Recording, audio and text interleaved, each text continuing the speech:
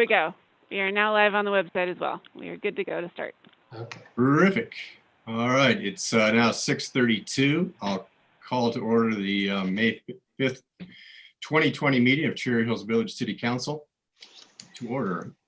According to city regulations and the city manager's disaster declaration and the Tri-County Health Department stay-at-home order, we are conducting this meeting virtually.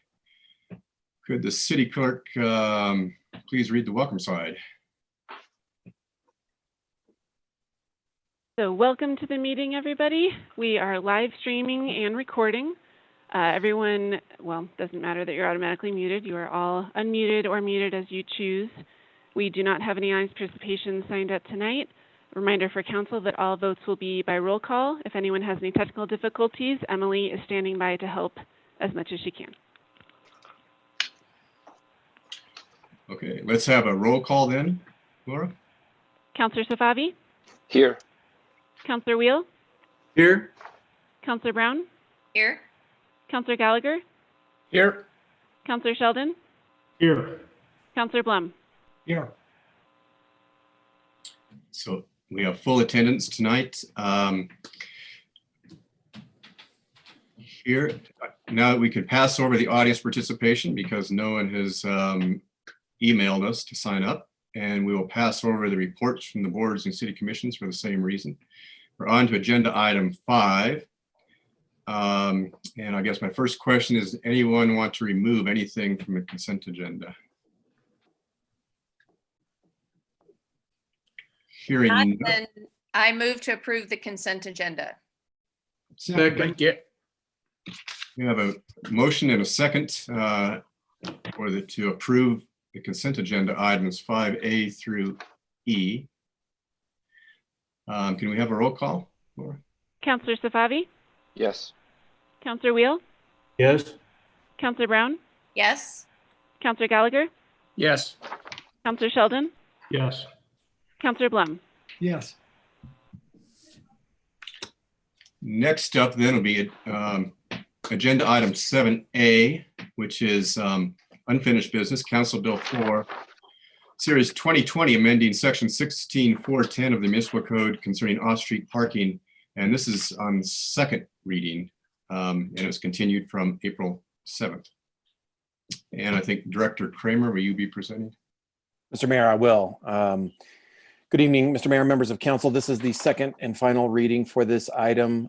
Just as a refresher about the topic, this emerged from the Code Modernization Project as a way to end confusion about the amount of parking required related to various land uses that have multiple aspects to them. And so the section of the code in question is the lead-in to the entire parking requirements section. And so it just attempts to clarify that the multiple land uses are what are added together, not individual parts of a single land use. Staff looked at other jurisdictions and found a similar way to calculate that, and as well as consulting with Todd Messenger, the lead consultant on the Code Modernization Project. So staff and planning and zoning both recommended approval of the text change that is in your staff report. Staff is available for any questions you might have. Thank you, Chris, appreciate it. Let's go one by one, and Councillor Blum. Chris, if you could clarify for me, because I know we've had this discussion before, does this change any of the parking requirements, or do the applicant, would they have to come in for a variance if that was the case? So the parking ratios will not change. If you recall, during the Code Modernization Project, one representative from a church requested that the ratio for places of assembly be changed. That was not acted upon. This text amendment tonight just attempts to clarify how that gets calculated. That's all it's attempting to do. It is not changing the parking ratio itself. So whether or not an individual applicant would need a variance would really depend upon what their individual proposal was. Were they attempting to construct new square footage, reduce square footage, et cetera? Thank you. Counselor Sheldon? I'd like to thank staff for taking some time with me last week to go through this. As you all know, I've had some concerns over these changes over the last few months, and I've now gotten comfortable with the way this is written, and I appreciate you're all being patient with me at the last meeting, and I appreciate our public who was concerned about this particular matter being patient with me as well. So I think I'm generally comfortable now with the language as proposed, and I will be voting yes tonight for this. Thank you. Counselor Gallagher? No questions. Counselor Brown? I just had one comment. I wanted to make very clear for the record that this is not in response to any individual request, any single organization or entity in the village. Definitely, at least from my perspective and the way it came forward, this is about clarifying our code as it stands today and being more clear as to how we actually would calculate it if somebody walked in the door already. So it's actually not even as much of a change as it is just codifying what we actually do today. And so I want to be real clear about that. I know that there has been some interweaving between potential requests and this and that. And for me, it's not about any of that. It's just about being clear about, how we treat everyone in the village fairly and equitably. Good point. Counselor Wheel? Yes, thanks. Thanks, Mayor. Just one question, Chris. The language does it apply universally across? It seemed like we're focused on places of assembly, and that's fine. Does it have any impacts beyond places of assembly? Yes, there are a couple of land uses where it's a single land use, but it has multiple parts that do need to be calculated and added up. Those will remain the same. An example of that would be a private club. It lays out the individual uses. Another one would be schools. There's some other examples, though, on the flip side, like places of assembly, where it just lists the main use and doesn't go on to list the other ones.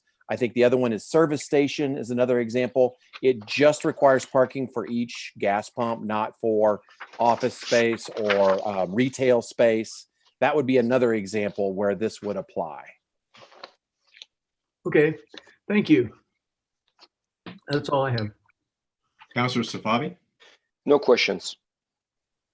Okay. I'd like to just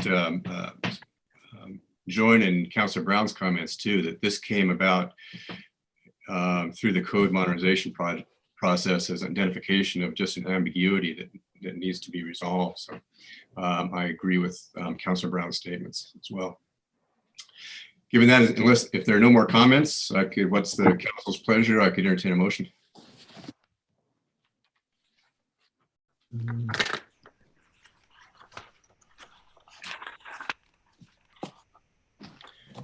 I move to approve Council Bill 4, Series 2020, amending Section 16-4-10 of the Municipal Code concerning off-street parking requirements on second and final reading.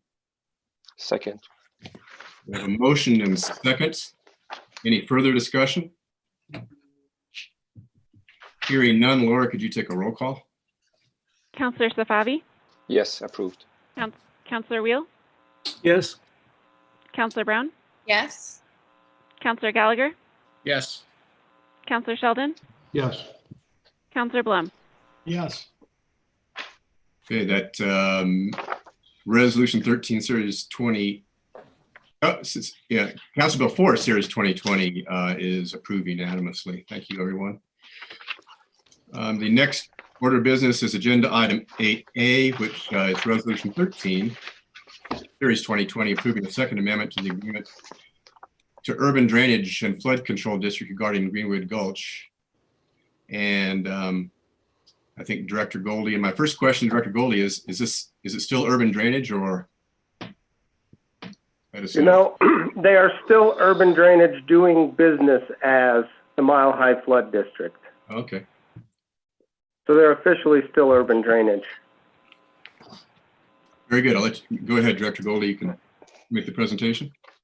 Good evening, Mayor, members of council. Before you tonight, you have the second amendment to the agreement with urban drainage for the Mile High Flood District for the construction work being done at on Greenwood Gulch for the John Mead Park improvements. The original agreement was $100,000 for design. The First Amendment was $100,000 for construction. The Second Amendment is another $100,000 to help out with the construction costs. We had a $100,000 grant or project, which is only a partial. The project was at 1800 East Tufts and involved a private landowner there as well as the Tufts footbridge. That started in 2012. We were never able to come to a full agreement with the landowner there. The landowner actually had to do the work in an emergency situation a few years ago during a flood situation, and staff in-house did the work to secure the footing for the footbridge. So we asked Urban Drainage to take this money and flop it into the John Mead Park project, and they were happy to do that. So I can answer any questions that there might be. Very good. Thank you, Director Goldie. Councilor Blum. No questions. Councilor Sheldon. Yeah, just one thing.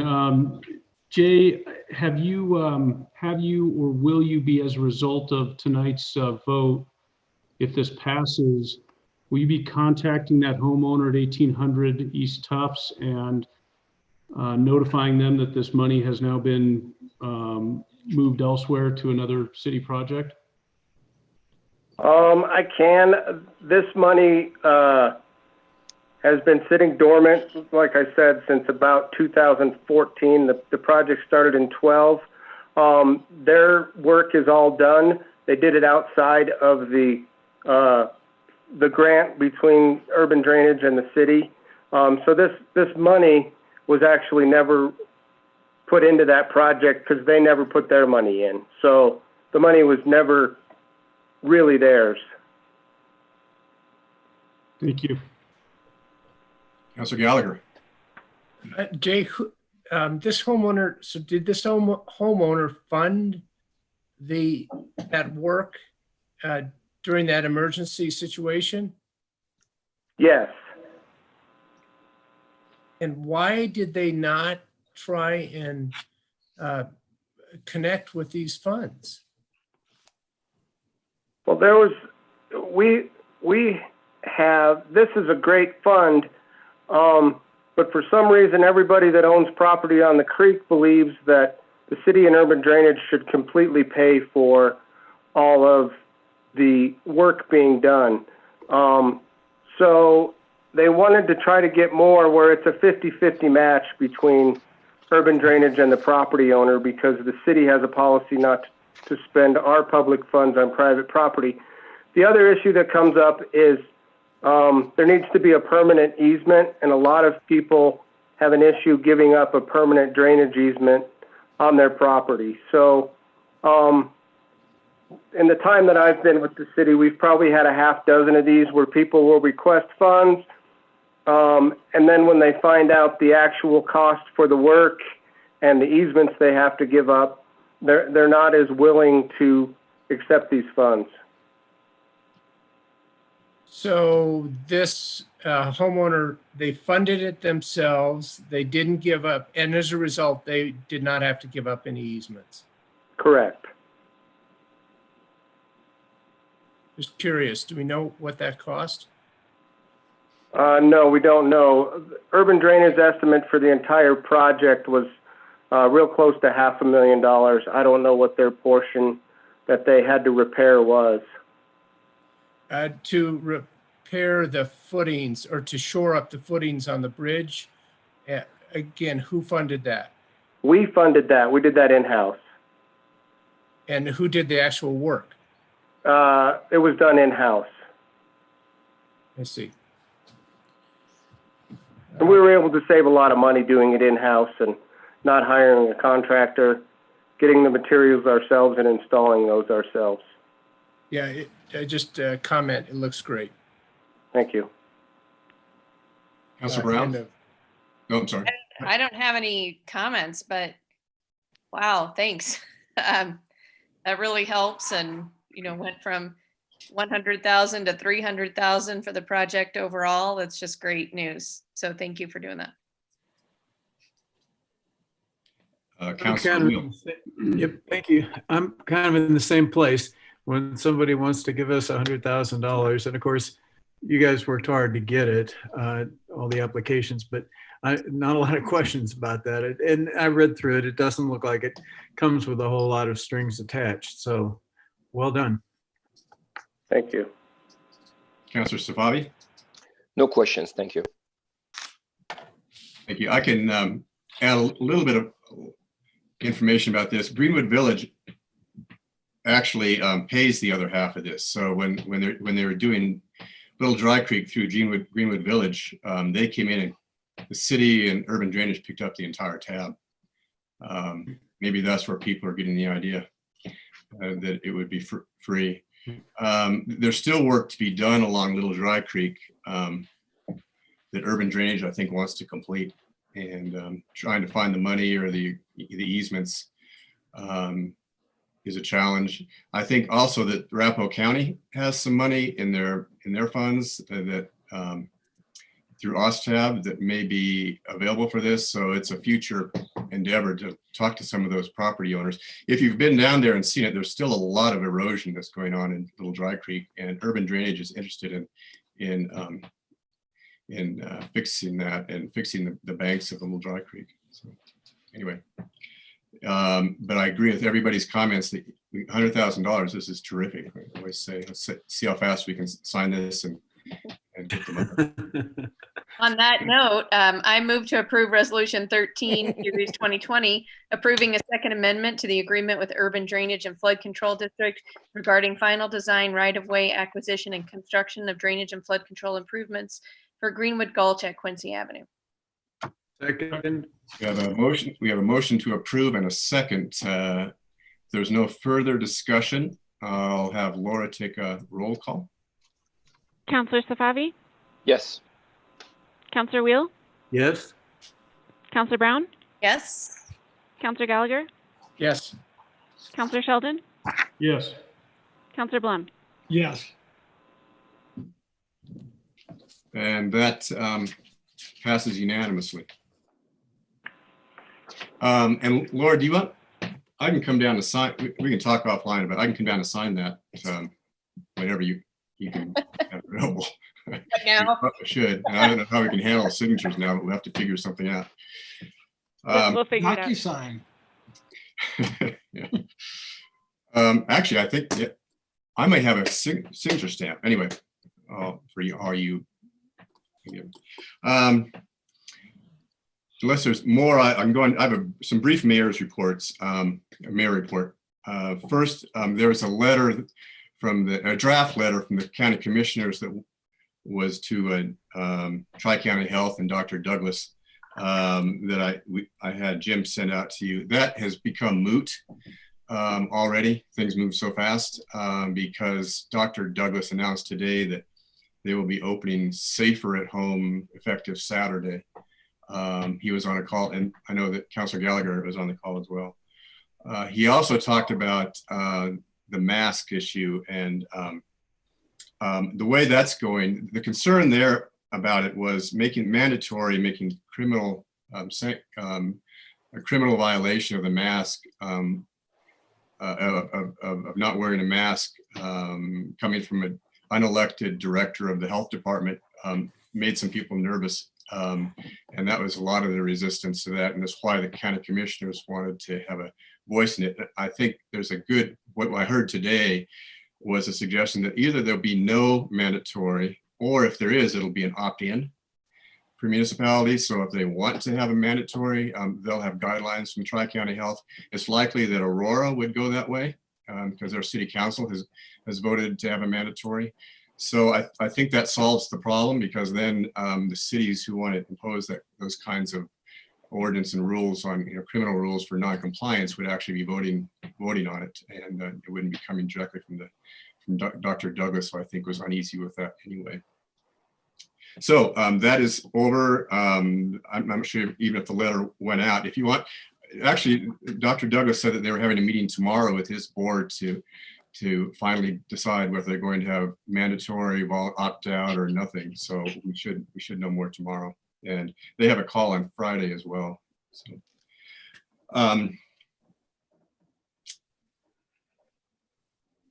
let's see. We had some of our citizens, Dr. Harwood has raised, and Jim Harwood, who's a retired surgeon at Swedish, contacted us, and Al can talk more about it, about the problem the food banks are having right now with huge demand from underemployed and unemployed people needing food and their needs. So he's come forward and wants to do something, and so we've been talking to him, and I'll let Al talk about that.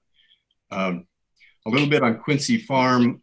We had I think that master plan is underway, but clearly that's going to be delayed, I think, because they haven't had a chance for public input, and and that's understandable completely. So I think we need to let them know that we're not I think we told them June. That's just not going to happen with the way things have been going. So I think my sense is that everything the larger master plan as well is going to be delayed. I expect that's understandable given where we are now, and we can't really do the master plans without public input, and that's the problem. We can't really have good public input through Zoom. So I'll reach out to the chairman of the Quincy Farm Committee too. The other thing about Quincy Farm, I just had a letter, and I haven't seen it yet, but I'm told we have a letter, Jim, to the tenant, which is John Brown, right? Candy's brother, sent terminating the lease. He's going to terminate the lease effective June 30th. Because they're insured. I have not received that yet, but I think it's probably sitting in our mailboxes, probably at City Hall. So I just heard about that. We need to check. But so it'd be a month earlier than we thought, and he's doing it, I think, because of the insurance issues. They didn't want to pay for insurance after June 30th, and that's when it ended. So that's going to be we'll bump up a little bit of when we thought the tenant would be off the property on Candy's place. They'd still express an interest in coming back someday after the, orders or public health orders allow them to come back and do a memorial for Candy on the property. I said, yeah, that sounds absolutely reasonable. We can accommodate that. I think that's it. I think I mentioned too that future meetings we have to do by Zoom, and I've talked to other mayors and and they're all Zooming now. I think the ambivalence is when they have a public hearing that really needs public involvement, what to do. I mean, because if it's a big development plan or something, they don't want to do that by Zoom, and they can't really effectively do it. So they're struggling with how they're going to do that. Fortunately, we don't have that yet, but hopefully we'll be out of these orders before we have anything that really would require a big public hearing. But everybody agrees that the big problem is the 10-person limit on meetings. So until that's changed, it's hard to conceive how we can have a real meeting back in City Hall. But we'll see what they think, what comes of that.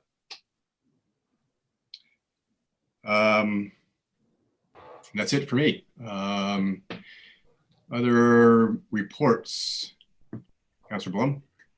Yeah, as the mayor talked about, Jim Harwood contacted Mike Gallagher first, then contacted me, and then contacted the mayor and wrote a thesis on the food bank and what we need to do as a city. After discussions with the mayor, Mike Gallagher and some other people, the mayor gave him some direction as to what he could do as far as raising funds for these food banks. His comment, and I think it was very well said. He said, we're sitting in the middle of a affluent community between us and Greenwood Village. And we have these other people who are starving basically and want to know what he could do. So, and after the mayor talked to him, apparently, really, there's nothing we can do as a contribution or even have employees because that becomes an in-kind contribution. So the mayor drafted a resolution, and I guess we would have to introduce this at the next meeting, basically saying, and it was put in form by Laura, and basically saying that we support any village resident for any efforts to provide food security for those affected by the pandemic. I think it's a great resolution. I think it'll come up, I guess I'll put on the agenda for the next meeting and approve it. And I think to show support for these people within the community who want to do this work, I think is a good idea. The second thing I had was, and I discussed this, and I think that Jessica will talk about this today, is apparently we get some FEMA funds. They've been allocated to Arapahoe County. And the big discussion, and Jessica can bring us up to date on it, is how those funds are allocated. And Jessica can talk about that. But I think there's a potential there of recovering whatever it is as a reimbursement under the FEMA awarding to Arapahoe County. So I guess she will talk about that. Other than that, I hope everybody stays healthy. Thank you, Councilor Sheldon. Not so much a report. I have a quick question for Director Kramer. In the community development project activity list, you show the Cherry Hills Country Club as an active applicant for a floodplain variance. Are they the applicant there because they're the property owner? Because I would think that typically the applicant would be the contract purchaser, the person who's trying to buy that property. And maybe we can take this offline if it's more than just a moment's response. But other than that, I don't have any other report. Chris? I can answer that now if you'd like. Yeah. Yeah. So Cherry Hills Country Club he's the property owner, but you're right. There is a Mr. Junt, John Junt, who is the one seeking the variance itself. And I probably could put both of those pieces of information in that report. But yeah, the country club is not seeking the variance itself, like explicitly, or the lead. They have given authority to Mr. Junt to seek that variance. I guess then maybe what I'm going to ask of our city attorney is, who is the ex parte communication? Who are we ex parte with? Anyone, just like on any application. I mean, you just can't discuss anything that's coming before you, no matter who is seeking to have that conversation. Okay, so if I'm talking to a board member at the country club and they bring this up to me, that is off limit discussion. Correct. Okay, yes. I was just shocked to see that they were the actual applicant on this application, considering it's a private citizen that's trying to bring in, or maybe not a citizen, but a developer, property owner or contract purchaser trying to bring that in. Thank you. I think that clarifies. And I didn't have much to report on, so I'm going to skip. Thank you. Councilor Gallagher. Jim, when you're giving your report, would you just make some comments, or maybe you want to do it right now, regarding thoughts on putting a tenant in on the east side of Quincy Farm? Okay, I'll do that during my reports. Okay, no other report. Councilor Brown. I only have one thing to report, and Chief, since you're on the call, it's timely. I have received a few, I guess I would call them more comments rather than complaints. I know that speeding, now that traffic is down, speeding is a problem all over the city in all kinds of ways. And Dahlia and Mansfield have surfaced, and people have asked for some additional patrolling. I know I've seen a couple of Police cars, I don't know if they're patrolling or just on their way somewhere. I'm not sure. Maybe you're already doing that, but I just wanted to pass that along.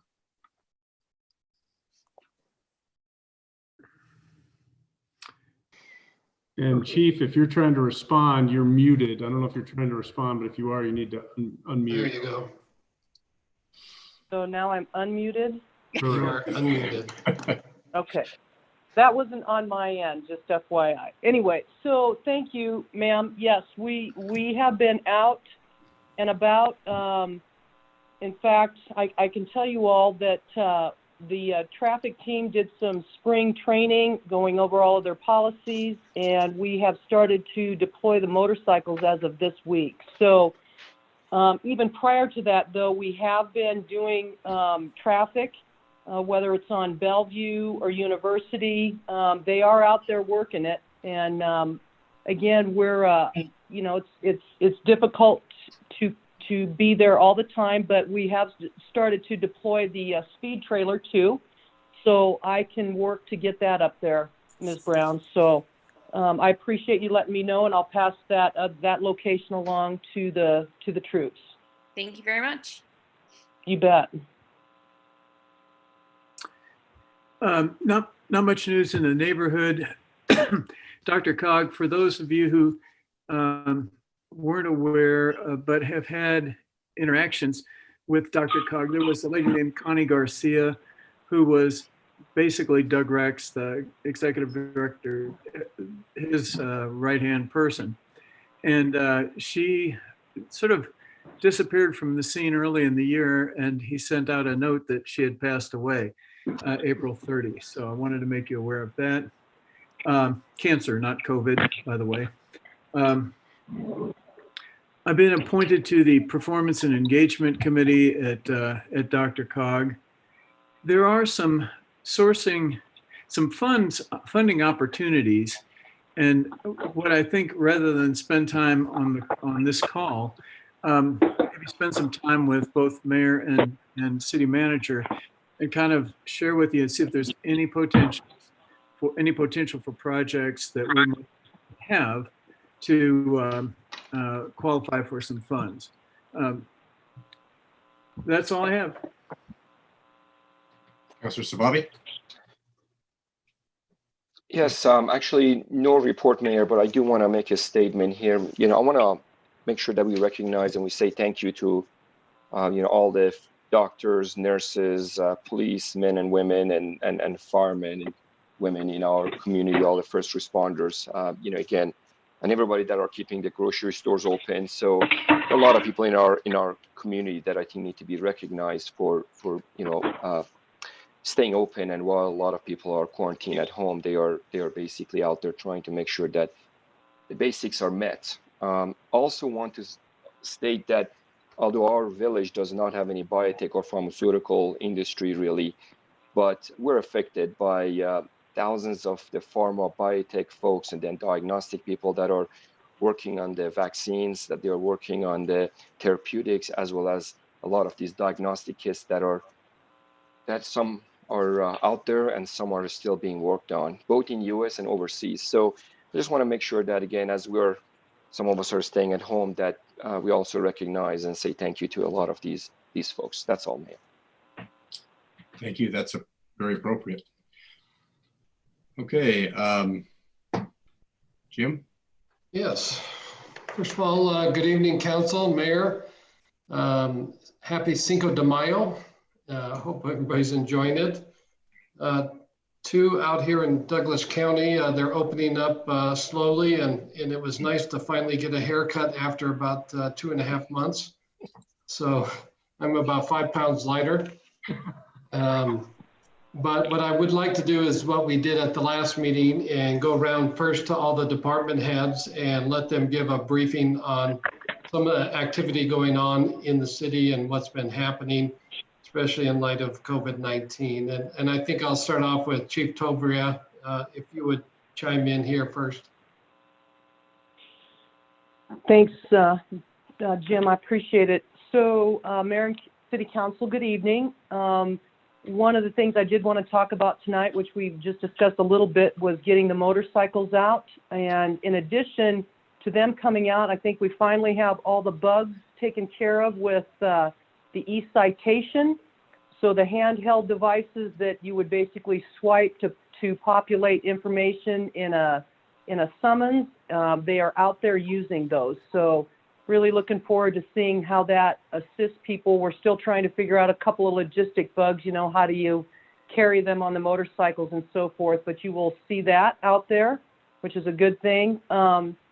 Unfortunately, I have to report to you that back on April 23rd, and you'll get this in my monthly report, we did have a rash of mailbox thefts and a couple of trespasses along the area of Mockingbird, Quincy Lane, and Downing, down in that area.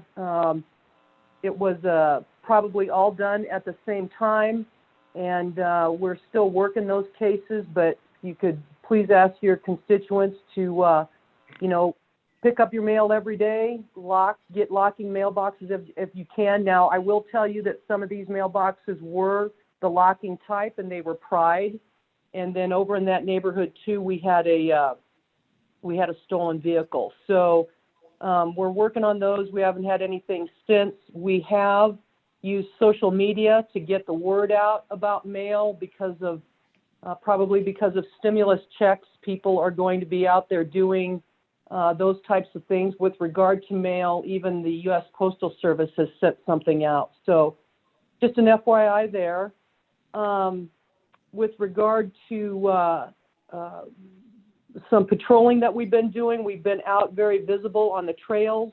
We've deployed bicycles out there. We've had officers walking the trails. I personally have gone out a couple of times on the trails.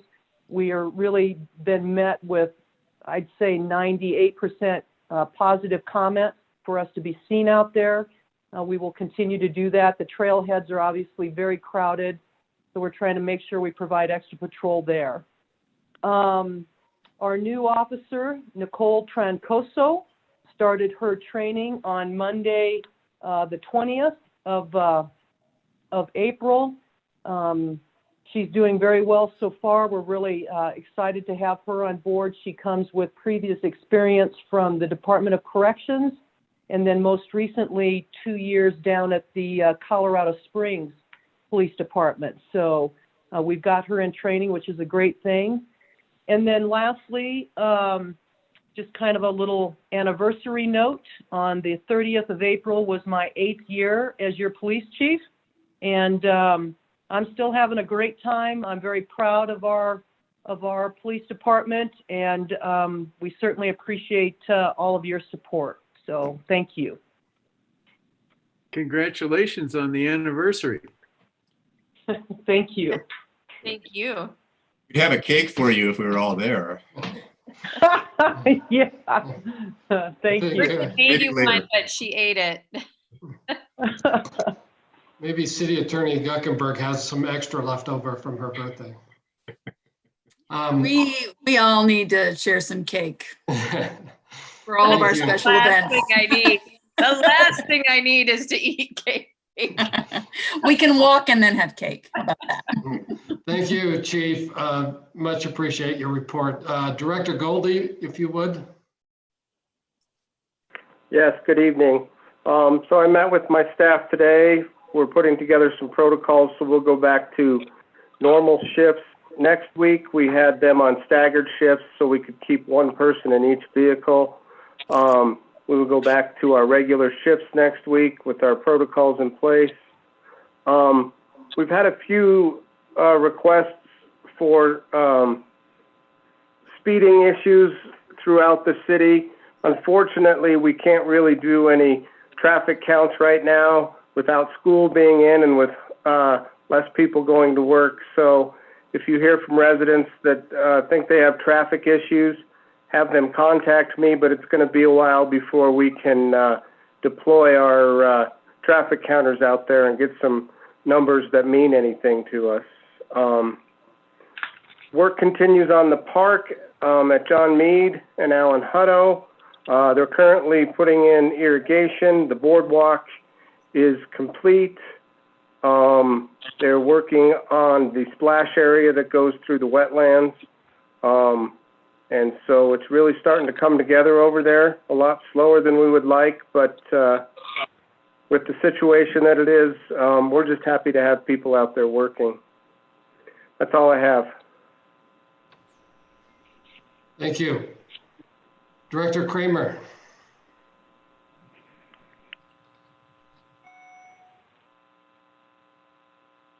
He's Unmute muted. yourself. You're still muted.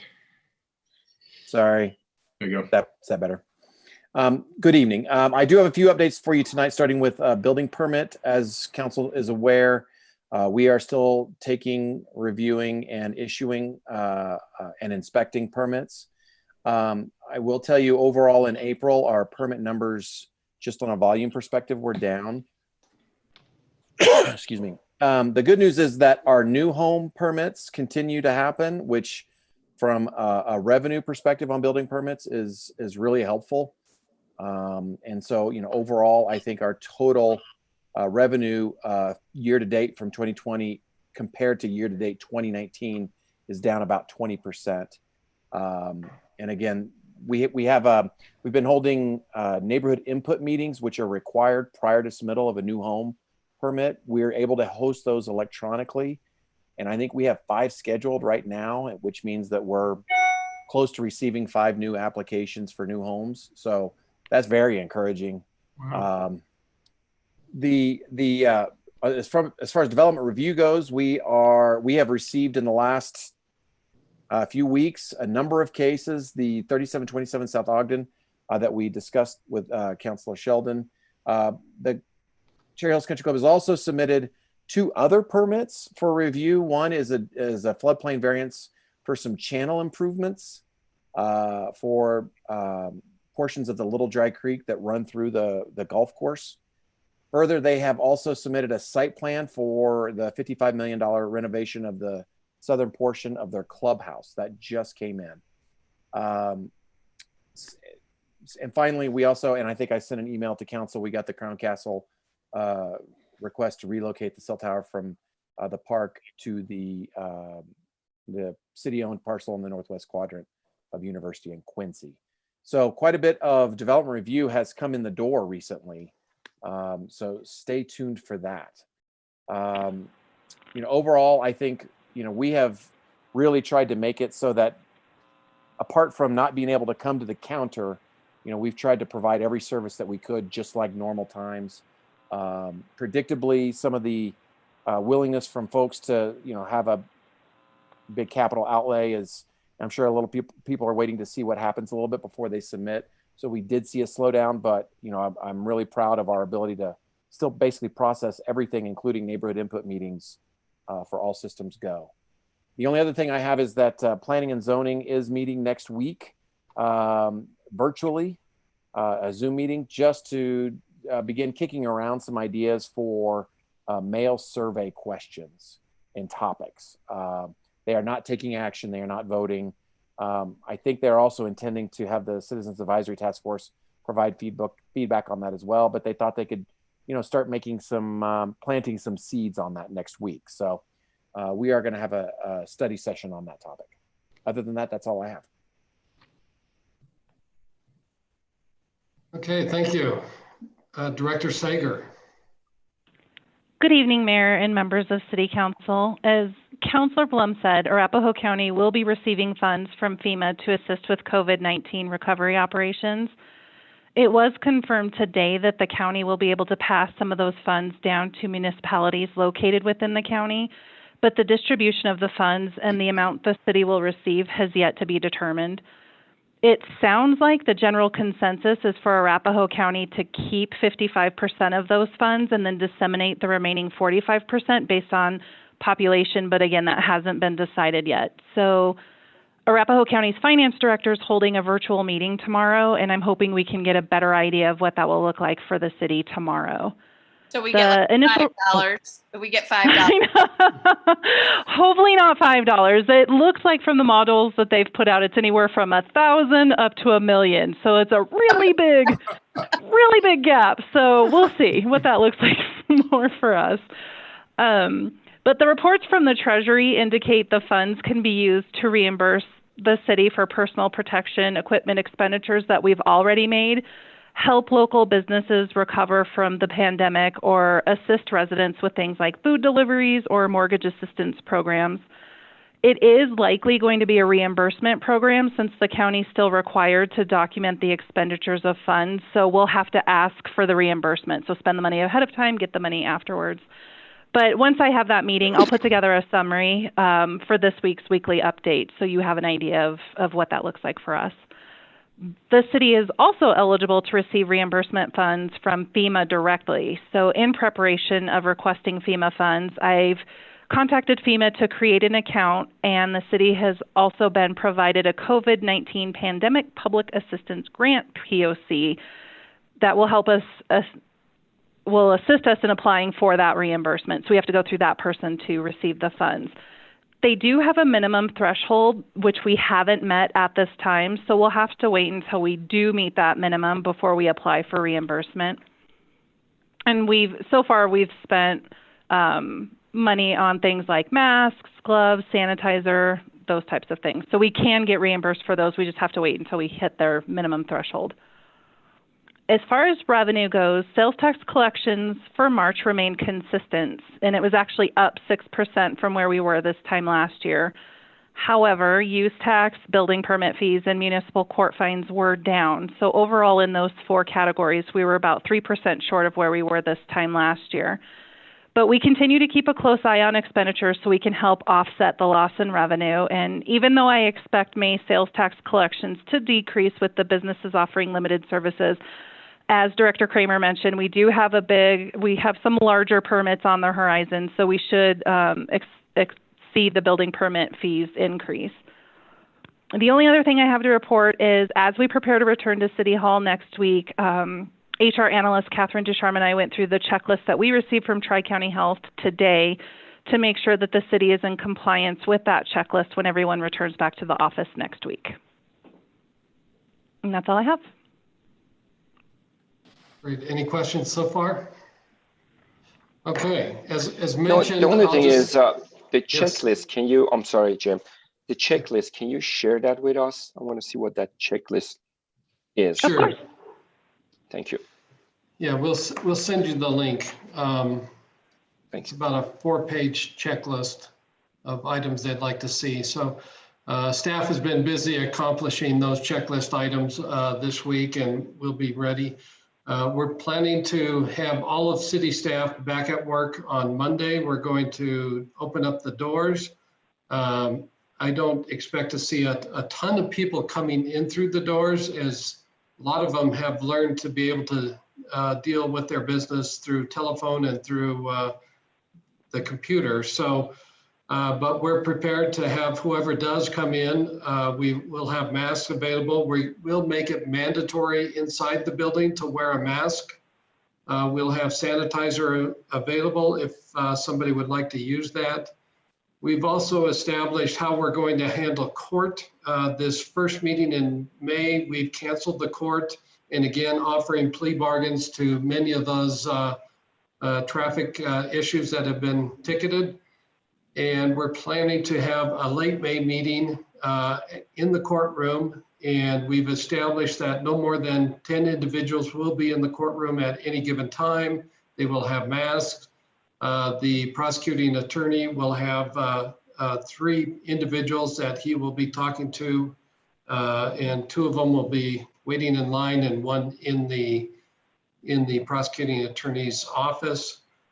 We are getting a couple of screens that will be in front of the prosecuting attorney as well as the court clerk to help with anything that may arise. And again, we always urge anybody who's sick not to come into City Hall at all. And in the event that somebody appears sick, we will send them home and out of the City Hall building. With that, I know Councilmember Gallagher asked about Quincy Farms and the eastern side. At this time, we have no intention of putting another tenant in there. I think it would be best to wait till the Quincy Farm Master Plan is completed and identify what should happen on that side. I would anticipate, at least for the short time, several months, I'll say, is that place will remain empty. And I know, as the mayor alluded to, the brother of the tenant will be working to clean out any personal belongings out of that place. So we're still, staff has been dealing with the brother, and things are going quite well. And other than that, I'm happy to answer any questions if you have about city operations coming next week. Jim, it's more of a comment and a slash question, and I don't necessarily need expect you to have an answer today, but I think it's something we need to discuss. If we believe that over the next 12 to 24 months, somewhere about 60 to 70% of population will get sick with COVID. So this means that somewhere about 2/3 of our staff, city staff, will get it at some point. And if it's from the time they get it until, they recover, there's another 2 weeks that they have to stay away from other people in quarantine. I want you to think about this maybe next time, we can have a discussion as what is the plan procedure we need to put in place. That's one. For example, if all of a sudden we do have, 10, 12 of our police officers get sick, or if we have, God forbid, most of them get sick and they're basically out for 3-4 weeks, what are we going to do? That's one. The second thing here is that we have a relatively small number of staff members in our city. And I don't want to make a recommendation, but it's something I want us to think about, that at some point, I think it is worth it that, we do have an antibody test for every one of our employees and see which one of them are immune. At least there is some level of comfort, at least, a percentage of our team members may just be just fine in case if there are issues in the future. Anyway, all the businesses, everybody's thinking about these things, and I think we also need to think about this for our city staff. Thank you for that, Councilmember Safavi. And we have had quite a bit of discussion about that, especially for our police department, and what happens if several of the officers all at once came down. And I know Michelle and I have had that discussion and talked about where we would be able to recoup and add additional enforcements if we needed to. But at this point in time, we can also require mandatory overtime. And Chief, I know you are unmuted if you want to jump in on that one. Sure. So within our plan, we had a plan for X amount of officers would go down. We would cancel all of our PTO. The next phase would be that if you lose 5 officers, that we would go to a 12-hour shift plan. And then, as we talked before, we would be backed up by mutual aid from the people within the division that we were assigned from the operation management system that the county had put into place. So we've thought those things through, and right now everything is working fine. And if we would have gone down to those levels or continue as this thing still evolves, we have plans in place to make sure that we have policing in the city. We put in place some service modifications so that the officers are staying safer. The reporting of misdemeanor crimes is done via telephone after we make contact with folks. And we obviously still respond to crimes in progress or felony crimes. So those things are all still in place. So, Chief, that's great. The only thing that I would add is that, I think you need to have some kind of I don't call it a policy, but something in place that as soon as 1 or 2 of the officers, if they're detected to be sick, to do a PCR test for a virus test for every single one of your police officers.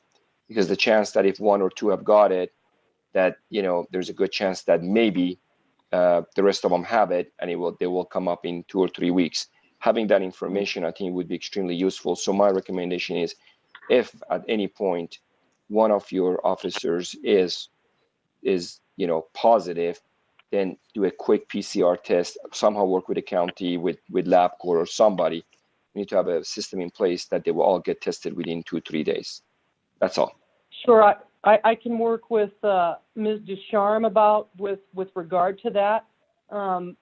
Probably something I don't know if I brought it up in the last meeting, but the county is still coming to the police building once a week, doing a decon for our entire building and also all of our patrol cars.